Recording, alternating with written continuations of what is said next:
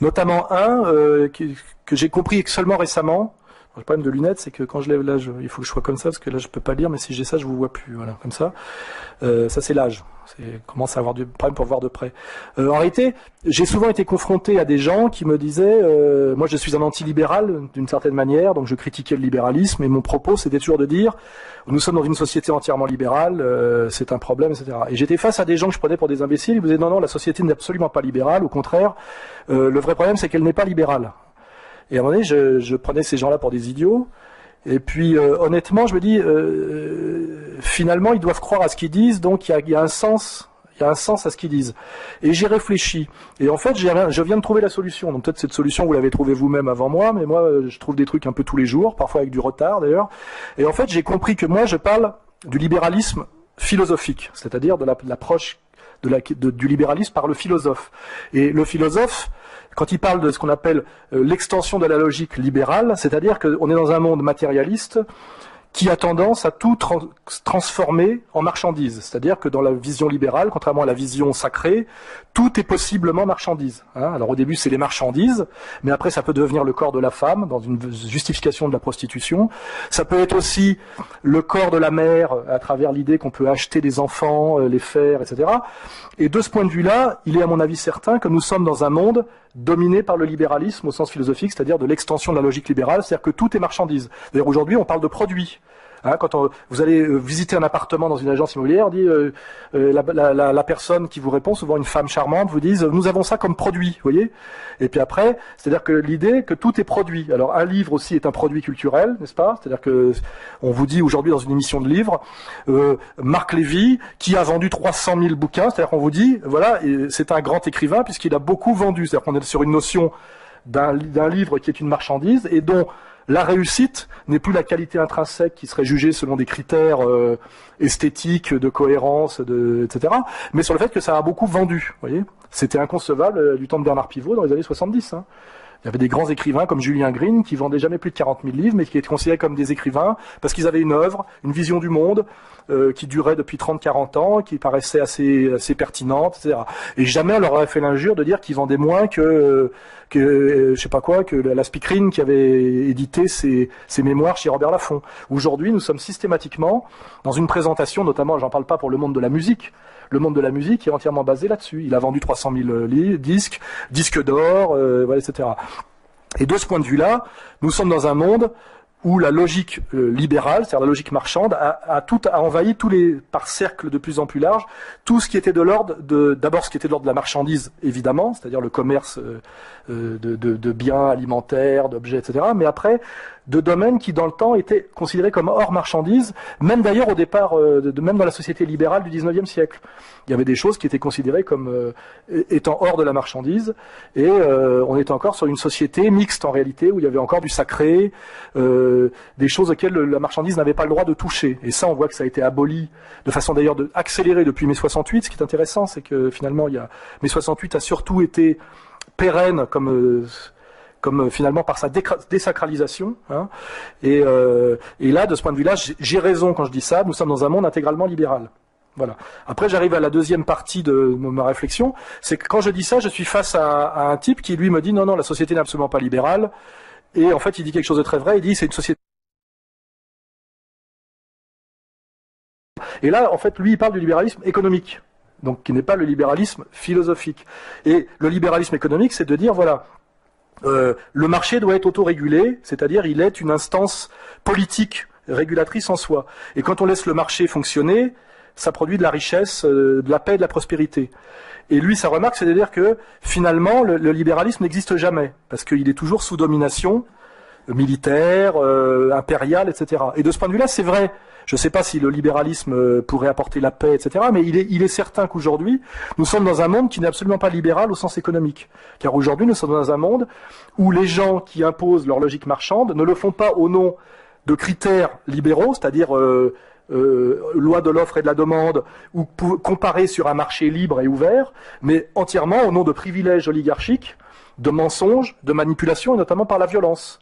Et je le dis aujourd'hui, la puissance aujourd'hui américaine n'est plus du tout une puissance libérale au sens un pays qui domine par son économie, ce qui était le cas après-guerre, quand ce qu'on appelait la Pax Americana, c'est-à-dire que l'Amérique du plan Marshall, qui pouvait gérer le monde et imposer une certaine paix par un système de potelage économique, puisque le plan Marshall était un don non remboursable pour que nous nous alignions sur les valeurs de l'Amérique par un don économique, parce qu'elles avaient peur qu'on s'intéresse au système alternatif qui était le communisme soviétique.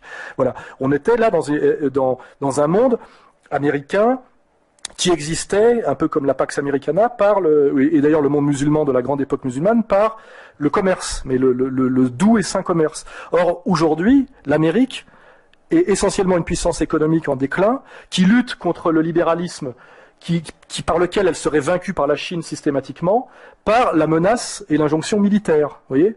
Et donc on est dans un monde de moins en moins libéral d'un point de vue économique et de plus en plus oligarchique, qui ressemble, comme je l'ai dit dans mon bouquin et ailleurs, à l'URSS à l'envers. C'est-à-dire qu'aujourd'hui, nous avons ce que Attali appelle d'ailleurs l'hyperclasse nomade mondiale, qui sont des privilégiés, qui imposent leurs lois et leurs décisions au détriment même de la prospérité économique. On voit aujourd'hui que le système du capitalisme financier américain est un système entièrement destructeur de richesse au sens libéral du terme. Il crée de la désindustrialisation, du chômage et de l'appauvrissement. Donc on est finalement un monde qui est libéral au sens philosophique, ce qui est assez négatif, c'est-à-dire un monde destructeur du sacré, mais qui quand ça pouvait être encore efficace et positif au nom du libéralisme économique qui a apporté les 30 glorieuses et une certaine prospérité matérielle, ne l'est en plus. C'est-à-dire que nous avons tous les désavantages du libéralisme. Nous avons le libéralisme philosophique qui entraîne finalement la prostitution enfantine et qui justifie la Thaïlande et qui fait qu'aujourd'hui une actrice de hard comme Clara Morgan est invitée à côté, c'est presque une vérité, dans une émission de prime time à côté du père Lamorandais. Ce sont deux acteurs sociaux de la société civile. On a un ecclésiastique et une putain, et chacun fait son boulot. Et finalement, il y en aura même pour vous expliquer que ce que fait Clara Morgan est plus utile finalement pour l'équilibre.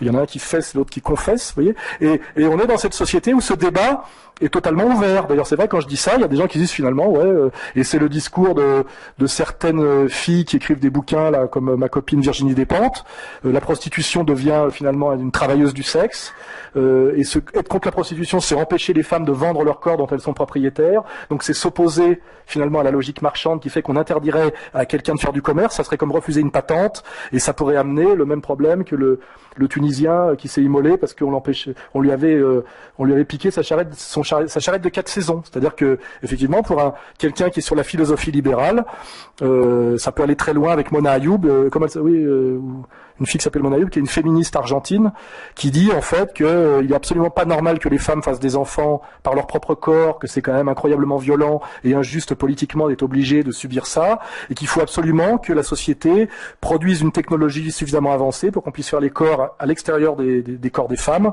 pour que les femmes puissent continuer à aller à la plage en faisant 56 kilos, même si elles attendent un enfant. L'enfant sera dans une couveuse, etc., etc.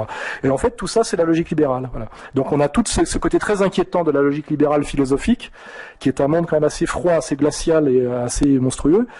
Et par contre, là où ça peut être intéressant, qui est effectivement le droit d'entreprendre, des choses dont on prend conscience que c'est quand même un plus quand on voit, par exemple, les blocages de la société cubaine, même si on peut l'expliquer en termes de politique extérieure, etc., ou ce qui a fait écrouler les pays de l'Est, le fait qu'on pouvait l'État contrôler tout de A à Z, qu'on ne pouvait pas entreprendre, et que c'est quand même très intéressant dans une société humaine, si on a de la volonté et du désir de réussir, et des idées, de pouvoir monter une entreprise avec le droit de le faire, et que l'État vous contrôle relativement, vous en respectez des règles, mais vous ne vous empêche pas de le faire. Or, tout le socialisme historique qui a échoué était une lutte à mort contre l'esprit d'entreprise et le droit d'entreprendre. Alors qu'en fait, on peut penser que le système français, qui était un système mixte sous De Gaulle, une économie dirigée mais en même temps libérale, c'est-à-dire dirigée pour les secteurs clés qui sont l'énergie, les choses qui ont un sens stratégique à long terme, mais par contre une libre société pour la petite entreprise, était sans doute un modèle le plus efficace. Bon, ça c'était une défense du libéralisme économique que même moi, marxiste de formation et ancien communiste, je peux faire parce que j'admets les erreurs et qu'effectivement un type qui monte un restaurant et qui est fier d'avoir monté son restaurant à Lyon, c'est un bon sujet puisqu'on mange assez bien. C'est très agréable de pouvoir aller dans un petit restaurant où on connaît le patron avec la carte, etc., où il a toute liberté de produire quelque chose. C'est beaucoup mieux pour ceux qui ont connu les pays de l'Est ou qui ont voyagé dans les pays socialistes que les cantines d'État. Vous voyez, c'est à un moment donné dans les cantines d'État, on mange de la merde. Vous voyez, donc c'est que ça ne marche pas. Donc c'est dire qu'il y a effectivement des endroits où le libéralisme est quelque chose de positif, quand c'est d'ailleurs contrôlé par une instance supérieure à la fois étatique et sacrée. C'est-à-dire que le libéralisme doit toujours être contrôlé par ces deux instances, ce que la marchandise n'a pas le droit de toucher, les enfants, la question de la vie et de la mort avec l'euthanasie. Aujourd'hui, on voit que Attali défend l'euthanasie au nom d'une bonne gestion des vieux. Les vieux ne servant à rien, en une bonne logique libérale, coûtant très cher à la Sécu, puisqu'on voit que le coût de la vieillesse est exponentiel. Il faut donc les euthanasier. C'est pour ça qu'en ce moment, on a dans les médias des valorisations d'histoires d'euthanasie, mais toujours exceptionnelles et héroïques, où un jeune accidenté de la route veut à tout prix mourir et que on le maintient en vie pour que nous adhérions finalement à l'euthanasie. Il faut savoir que dans les 3/4 des cas, les vieux ont terriblement peur que leurs gosses les débranchent pour en toucher un peu plus vite l'héritage et ce qui reste de l'héritage. Donc en réalité, en situation moyenne, les vieux étant une population fragile, l'idée catholique traditionnelle qu'on doit protéger la vie à tout prix est une idée qui protège les faibles, en réalité. On nous vend aujourd'hui l'idée de l'euthanasie parce qu'on veut nous l'imposer pour des raisons, je dirais, doublement libérales de gestion. Voilà. Et donc... pour prolonger finir sur ce petit truc. En fait, effectivement, nous sommes aujourd'hui dans une société qui n'est plus du tout libérale sur le plan économique parce que c'est une société d'injonction oligarchique faite par des privilégiés qui, comme sous l'Ancien Régime, on peut dire comme les nobles sous l'Ancien Régime, ont une action économique uniquement en leur intérêt, qui est l'intérêt du profit financier, et ce qui a provoqué d'ailleurs des écarts de richesse incroyables depuis 20 ans en France.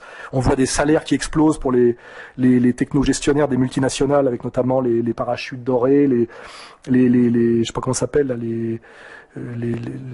les stock options, etc. Et puis par ailleurs, des salaires qui sont systématiquement à la baisse pour les travailleurs les travailleurs normaux. Bon, tout ça participe de cette violence en réalité qui n'est absolument pas libérale, qui est une violence justement oligarchique. Et voilà, donc nous avons effectivement tous les désavantages du libéralisme philosophique et aucun avantage du libéralisme économique. Et ça, c'était pour finir mon petit sujet sur effectivement quand on vous pose la question société libérale ou pas libérale, elle est absolument libérale sur le plan philosophique, ce qui est d'ailleurs un vrai problème dont ont d'ailleurs terriblement conscience les musulmans, qui sont encore des gens qui vivent encore dans un monde du sacré. C'est les moins pour nous, puisqu'on nous a désacralisés depuis un siècle déjà. Mais on peut comprendre que pour des sociétés, notamment la société iranienne, il se pose vraiment ce genre de questions de façon très, très profonde. Donc société effectivement libérale sur le plan philosophique, où, comme je l'expliquais dans un de mes livres, le grand penseur du libéralisme, c'est le marquis de Sade. Il faut savoir que dans une société libérale intégrale, le marquis de Sade est le meilleur exemple de ce que c'est que le libéralisme poussé jusqu'au bout, si vous lisez bien Sade, c'est-à-dire l'apologie intégrale de l'égoïsme individuel, de l'efficacité pratique, de la ruse, etc., et le refus de toute transcendance, de tout sens de la communauté. Voilà, il n'y a aucune raison de donner. Vous voyez, toutes les sociétés traditionnelles basées sur le don et l'échange et le prestige n'ont aucun sens dans la vision libérale philosophique. Voilà. Alors qu'on a une société effectivement totalement libérale de ce point de vue-là, ce qui est très inquiétant. Et par contre, là où ça pourrait être utile, c'est d'avoir un peu de libéralisme économique bien compris, avec de la liberté d'entreprendre, de l'esprit d'entreprise, etc. Là, il n'y en a plus du tout. Et je viens de le vérifier récemment. On vient de créer, nous, à Égalité et Réconciliation, en annexe du site politique, une boîte d'auto-édition qui s'appelle Contre-Culture. Ça fait 3 mois qu'on essaye d'ouvrir un compte en banque, alors qu'on a créé une PME, on amène l'argent, il n'y a aucun risque, etc. On n'arrive pas, pour l'instant, toutes les banques nous refusent.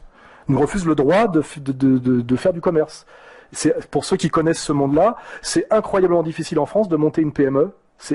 Les tracasseries administratives sont incroyables, la fiscalité est incroyablement violente. En réalité, nous sommes dans une société qui empêche de A à Z l'entreprise individuelle et la petite entreprise, alors que c'est ce qui est le plus gros créateur de richesse et d'emploi, on le sait. Donc ça, voilà, nous sommes dans une société libérale là où il faudrait pas qu'elle le soit, et antilibérale là où il faudrait qu'elle le soit. Voilà. Donc c'était pour répondre à cette question que je me posais à moi-même. Sur cette question de quand on parle de libéralisme, il y a deux compréhensions du terme, la conception philosophique et la conception économique, et c'est pour ça que c'est finalement dans le débat, les deux avaient raison, effectivement. Notre société n'est absolument plus libérale sur le plan économique. L'Amérique impose une dictature militaire au reste du monde. On pourrait même essayer de comprendre pourquoi en ce moment la Libye subit ce qu'elle subit en ce moment. Peut-être que Kadhafi voulait vendre son pétrole aux Chinois et que les Américains ne voulant pas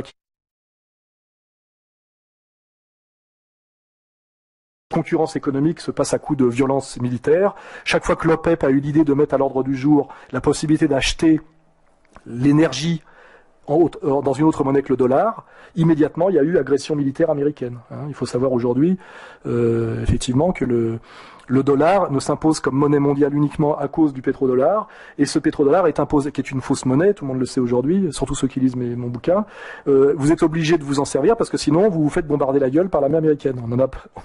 On en est réellement là aujourd'hui, faut le savoir. Saddam Hussein a pu le vérifier.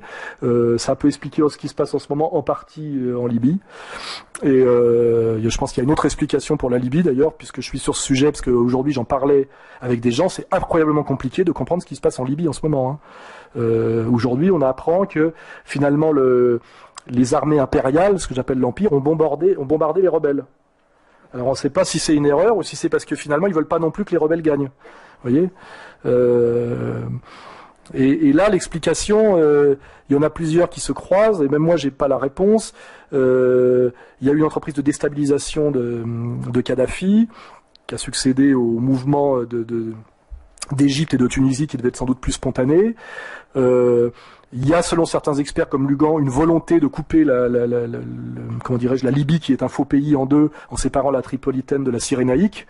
Et comme par hasard, la partie que contrôle le moins bien, pour des raisons d'ailleurs ethniques, parce qu'il faut pas oublier que dans ces pays-là, la tradition et la fidélité ethnique est beaucoup plus forte que l'identité nationale ou les rapports de classe.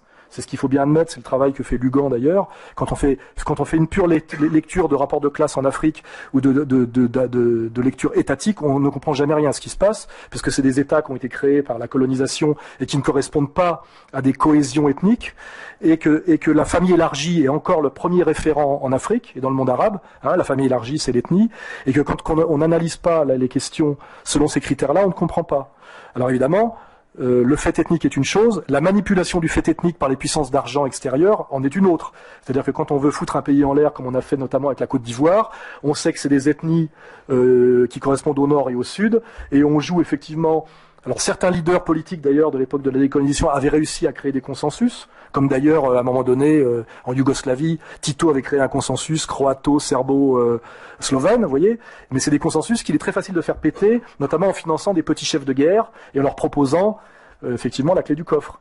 Et en ce moment on a effectivement une Côte d'Ivoire qui est en train d'exploser parce que finalement la Côte d'Ivoire n'a jamais existé et on est en train de retourner à la partition ethnique de ce qui était avant la colonisation et la décolonisation, parce que c'est un peu la même chose. Et après, il faut comprendre effectivement pourquoi on persécute à ce point-là Gbagbo et qu'on lui laisse pas la moitié du pays. Enfin, c'est compliqué.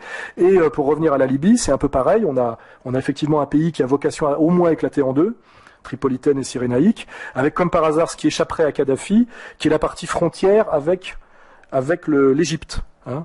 Et là, moi, la question que je me pose, c'est parce que c'est un peu ça le jeu politique, c'est que personne ne sait réellement. Pas plus Thierry Messant que moi ou Bernard Lugan, il y a que Dieu qui sait, mais on essaie de réfléchir avec les données qu'on a, et c'est un travail de croisement, d'expertise, etc.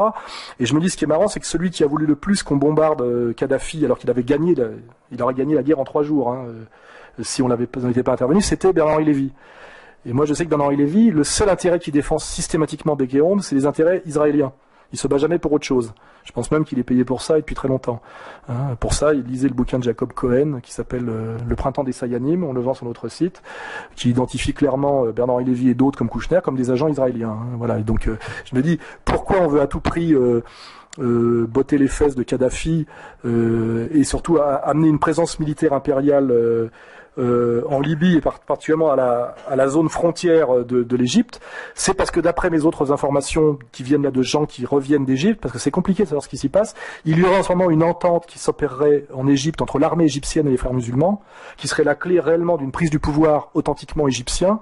Et là, ça pose un problème terrible à Israël, parce que si les frères musulmans et l'armée s'entendent pour gérer le pays, à mon avis, Gaza, le blocus de Gaza, c'est fini, et ça c'est un problème terriblement inquiétant pour Israël. Voilà. Et c'est peut-être pour ça d'un seul coup que nous avons un Bernard-Henri Lévy qui a donné l'ordre à l'armée française et à la France, au-dessus de Juppé, qui est le ministre normalement qui a en charge cette question-là. On voit bien que Juppé était pas très chaud pour y aller, en tout cas comme ça, qui a donné l'ordre à la France de bombarder un pays souverain. Nous avons déclaré la guerre à la Libye, il faut pas se mentir, sans recourir par un vote du Parlement, ce qui est tout ça est anticonstitutionnel et illégal, parce que Bernard-Henri Lévy nous a donné l'ordre à la France de le faire, et sans doute parce qu'Israël a un gros souci avec l'Égypte, par exemple. Vous voyez, ça c'est une lecture possible. Ce qui vous donne aussi sans doute une clé de quels sont les vrais rapports de force en France, qui a le pouvoir, qui ne l'a pas, et d'où vient le pouvoir de certains, parce qu'il faut être très inculte ou très bête pour penser que le pouvoir de Bernard-Henri Lévy vient de son autorité intellectuelle. Moi, je pense que mon pouvoir vient intégralement de mon autorité intellectuelle, parce que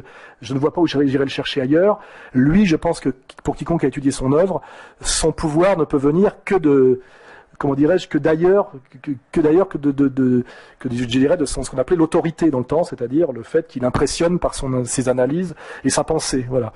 Donc ça, c'est un petit sujet que je voulais traiter à ce niveau, pour justement montrer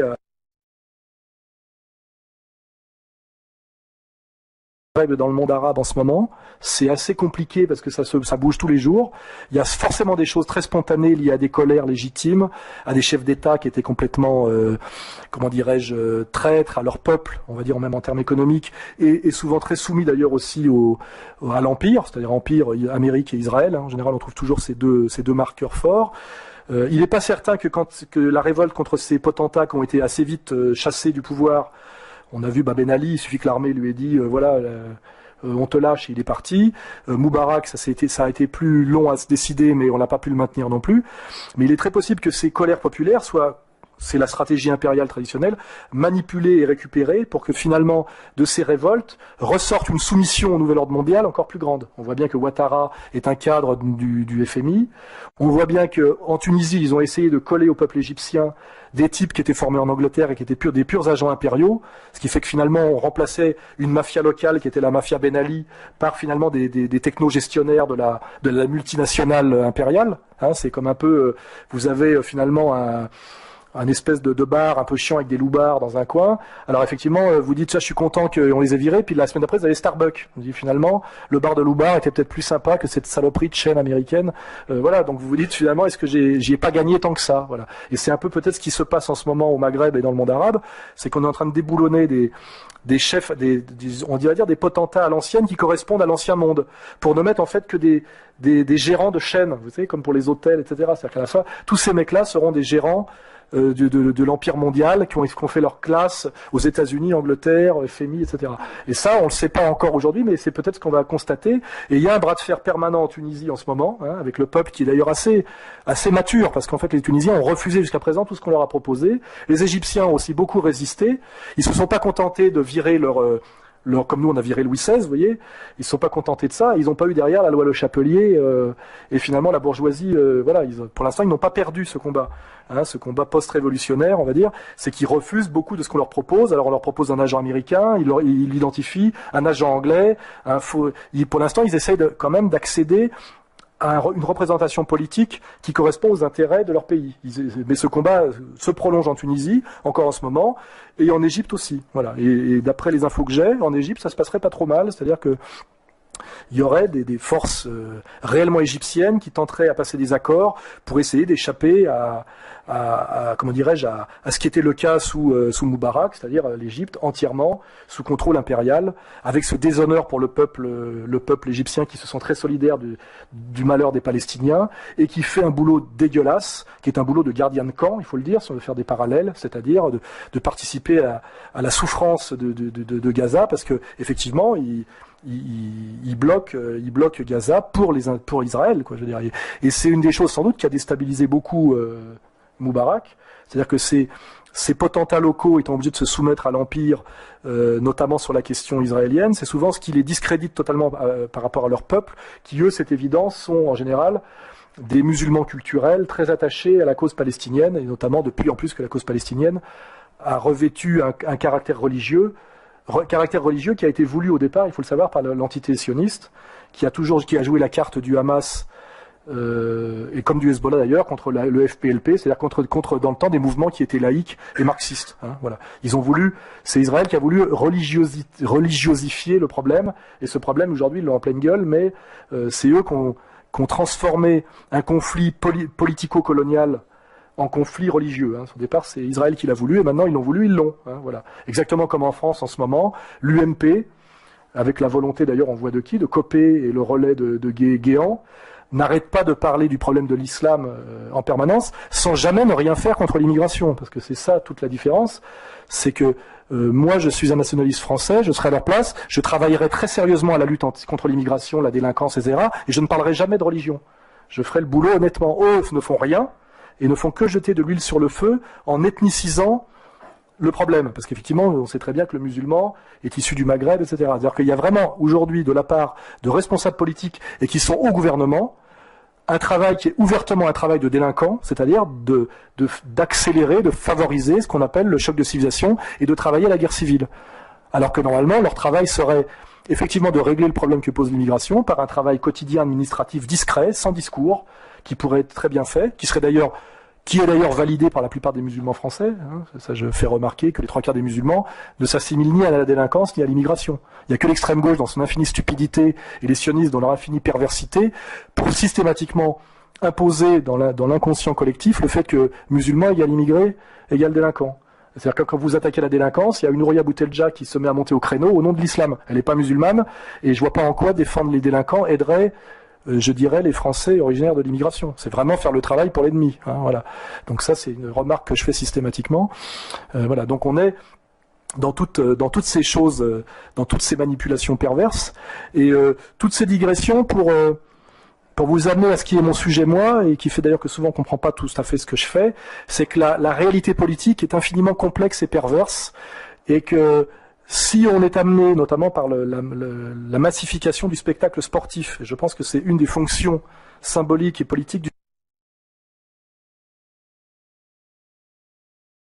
Si vous êtes pour l'OM ou le PSG, si vous pensez toujours est-ce que vous êtes de gauche ou est-ce que vous êtes de droite, c'est la même question, vous ne pouvez rien comprendre à la complexité de la politique et vous êtes toujours l'idiot du système. Voilà. Et vous êtes toujours perdant. Voilà.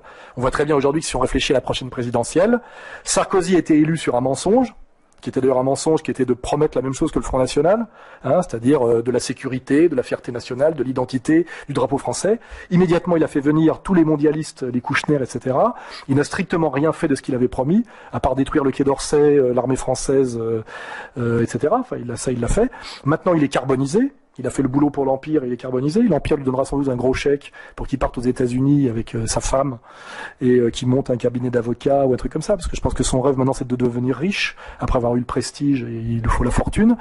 Mais derrière, qu'est-ce qu'on nous propose? L'alternance, revoter à gauche, vous voyez, avec Strauss-Kahn, qui est la continuation du processus de soumission français à l'Empire. C'est-à-dire, c'est encore aggravé. Et l'abruti se dira, vous l'entendrez tous les jours dans les bistrots, on s'est bien fait avoir par la droite, il y en a marre, moi je vais revoter à gauche.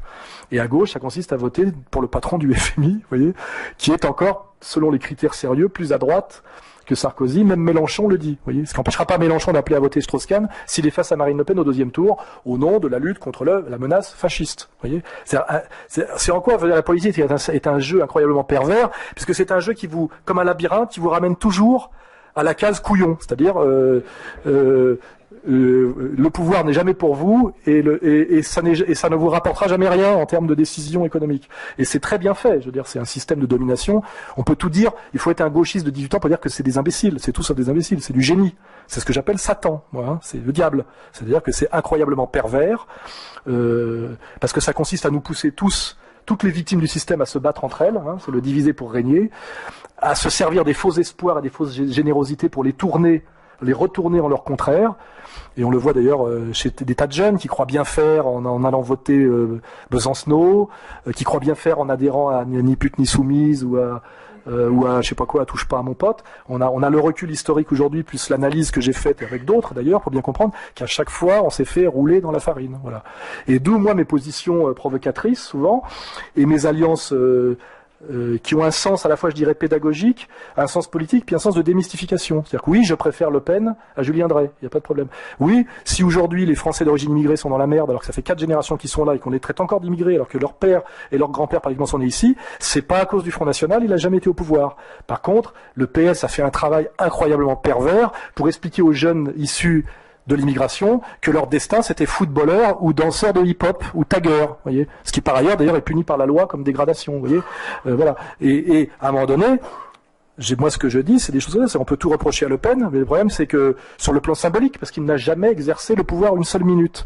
Par contre, ceux qui ont exercé le pouvoir et qui prétendaient nous défendre, ça peut être les travailleurs français, les Français d'origine immigrée, la classe moyenne d'ailleurs, on peut le dire, si on associe l'UMP et le PS, qui votent d'ailleurs, on le sait, 93% des lois européennes ensemble, les vraies décisions venant de l'Europe, donc en fait c'est le même mouvement. Si on additionne tout ce qu'ils ont fait depuis 30 ans, ça a été systématiquement en défaveur du prolétariat et du monde des petits salariés, des entrepreneurs de la classe moyenne, des Français d'origine immigrée. Je vois pas dans quel secteur ils ont favorisé, à part le secteur de la rente financière. Hein. Je veux dire, c'est une analyse économique objective, partagée par tous les experts honnêtes et sérieux. Et le seul truc et là, vous avez aujourd'hui Martine Aubry qui revient.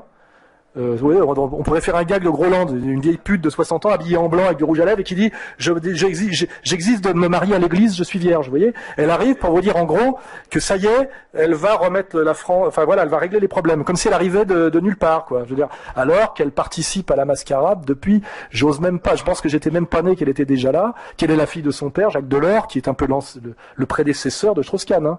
Il faut savoir en termes dans l'oligarchie mondialiste. Et il y a quand même, grâce au travail des médias, à la bêtise et notamment au relais des éducateurs abrutis de l'éducation nationale, qui sont pour ça quand on supprime des postes dans l'éducation, je me demande si c'est un mal ou un bien, parce que quand je vois le niveau de conscience politique des éducateurs officiels, déjà ils savent déjà plus écrire le français, ils sont totalement incultes, mais en plus ils distillent de l'idéologie de soumission à cette idéologie dominante qu'on peut appeler métisseuse, mondialiste, etc. Je me dis finalement l'écroulement de l'éducation nationale est peut-être une chance.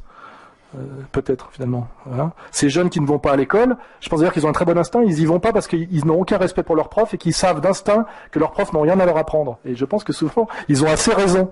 Moi, je n'ai jamais eu aucun problème avec mes jeunes, j'ai été éducateur, notamment sportif, avec les jeunes issus des quartiers. Jamais aucun problème. Parce qu'ils disaient, lui, il a quelque chose à nous apprendre. Quand je vois ce que c'est que le niveau des instituts aujourd'hui, et j'en ai accompagné certains même dans leurs études, je me dis finalement, il y a un très bon instinct des jeunes des quartiers de leur mettre... peut-être pas des baffes, mais à la limite, de toute façon, ils récoltent ce qu'ils ont semé, comme j'ai déjà dit. Hein. Ils leur ont dit, vous avez le sauvage, c'est positif, le français est de la merde, et il faut pas apprendre, vous savez déjà tout. C'est à vous de me dire ce que vous voulez apprendre, c'est balèze dans le pédagogisme poussé jusqu'au bout. C'est le jeune qui décide de ce qu'il veut apprendre, vous voyez. C'est en gros, c'est bien, quoi. Et je me dis finalement, cette catastrophe à laquelle on assiste en ce moment est d'abord totalement elle a du sens. Et finalement, ce rejet de l'éducation nationale par la jeunesse. Sauf par la jeunesse, même peut-être pas par la jeunesse bobo, mais qui à mon avis est encore beaucoup plus conne que la jeunesse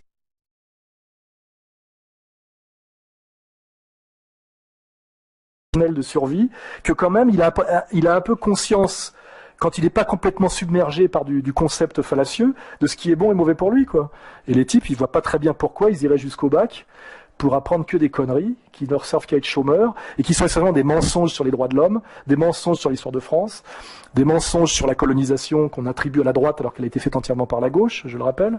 Hein, il suffit de lire Jules Ferry face à Clémenceau, comme je l'ai mis dans mon bouquin, où en réalité, comme moi je m'intéresse à tout ça, n'est qu'une succession de mensonges de A à Z, et qui fait d'eux finalement des abrutis qui ont les moyens de se défendre par rapport au système. En fait, il y a un vrai travail de soumission. Hein, voilà, c'est-à-dire, ça en fait des soumis, effectivement, au système. Voilà. Et donc, toutes ces provocations avec lesquelles je joue m'amusent déjà, me fait plaisir, mais ont à mon avis un sens politique. Hein, voilà. Et c'est pour ça que je suis souvent à front renversé. Je dis bon, il y a de moins en moins de profs, tant mieux, ça fera de moins en moins d'abrutisseurs de la jeunesse.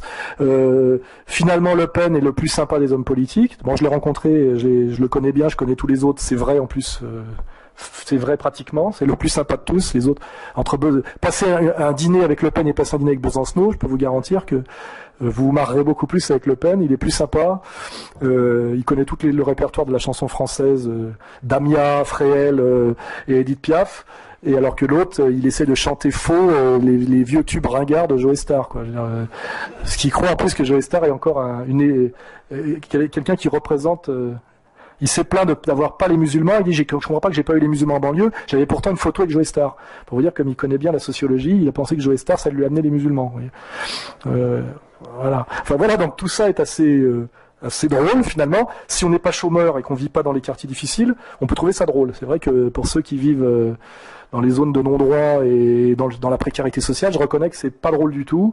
Et à ce jeu-là, à ces gens-là, je leur dis d'ailleurs que ils ont totalement raison de vouloir faire la révolution et que je pense que si on peut la faire, on la fera et qu'on a inventé un instrument assez moderne à une époque qui s'appelle la guillotine et je pense même qu'on pourra accessoirement la ressortir pour un certain nombre de gens qui, si un jour la France reprend le pouvoir sur elle-même, qu'à un moment donné la France a été dominée par l'Angleterre sous Jeanne d'Arc et a un peu repris le pouvoir d'elle-même, sont des gens qu'on pourrait légitimement faire rechercher par contumace, condamner au moins, je dirais, à l'indignité nationale et à la prison à vie, comme on l'a fait en envoyant à l'île du diable un certain maréchal Pétain. Je pense que, je le dis honnêtement, je ne sais pas si c'est filmé, mais il mérite, à mon avis, largement d'être jugé pour haute trahison si jamais nous reprenons un jour le pouvoir sur notre pays. Hein.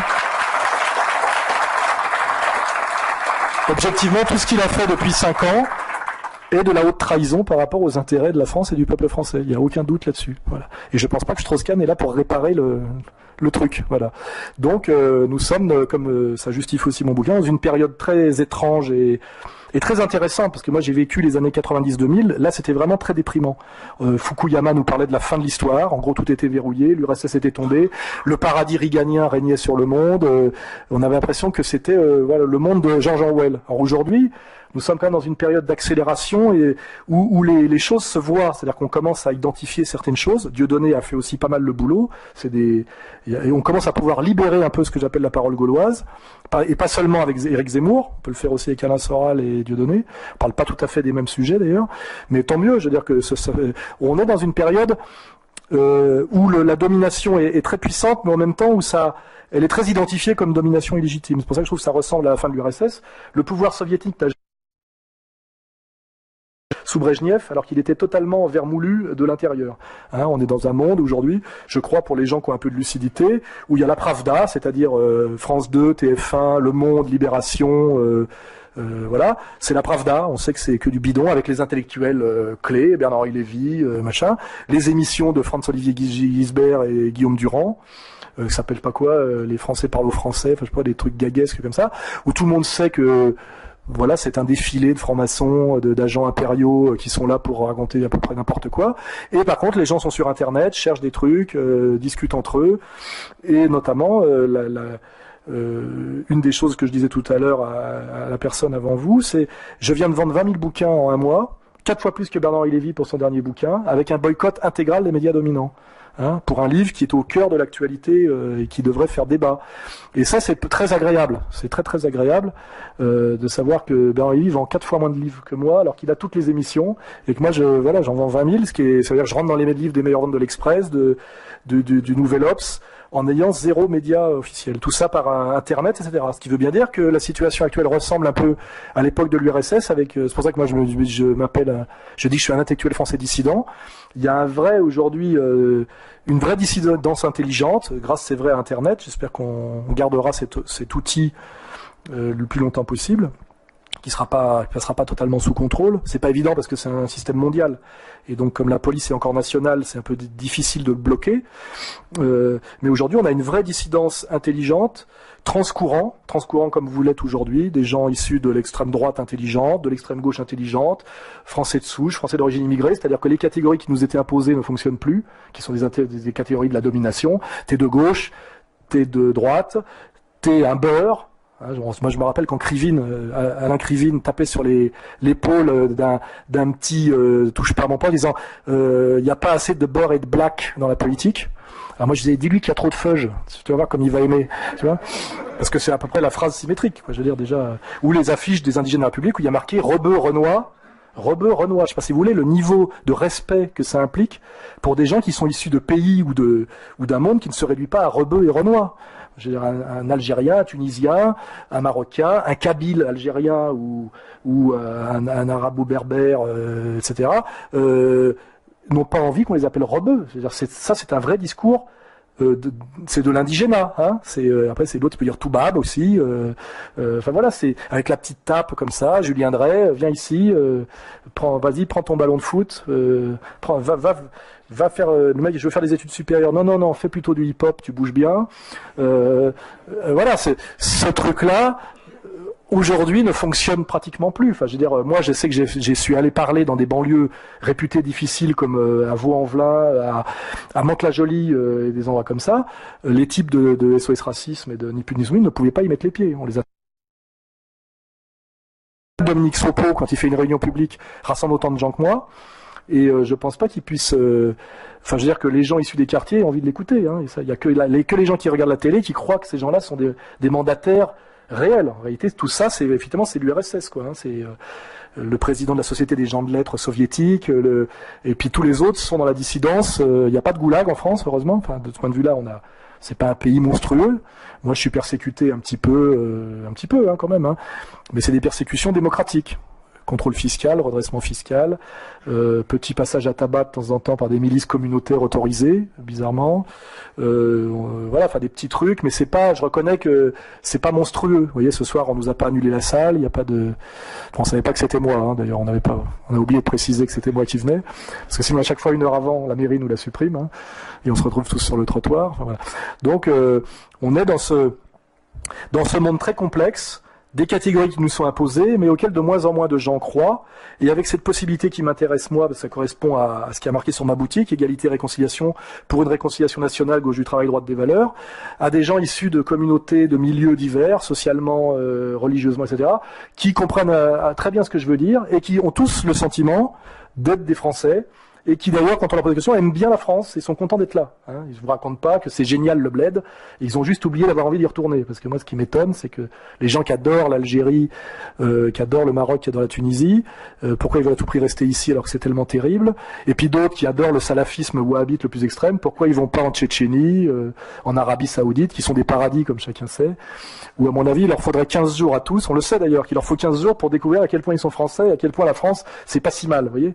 Moi, si je prends le pouvoir demain, au lieu de rétablir la double peine, j'imposerais pour tous les branleurs là, 15 jours dans une cité, mais de la banlieue d'Alger, avec passage effectivement, vol à la tire, passage au commissariat, et ils verront la différence de traitement, voilà. Et puis pour les salafistes, effectivement, un petit stage en Arabie Saoudite, parce qu'en tant que franco-maghrébins en Arabie Saoudite, ils vont voir comment ils vont être appréciés et traités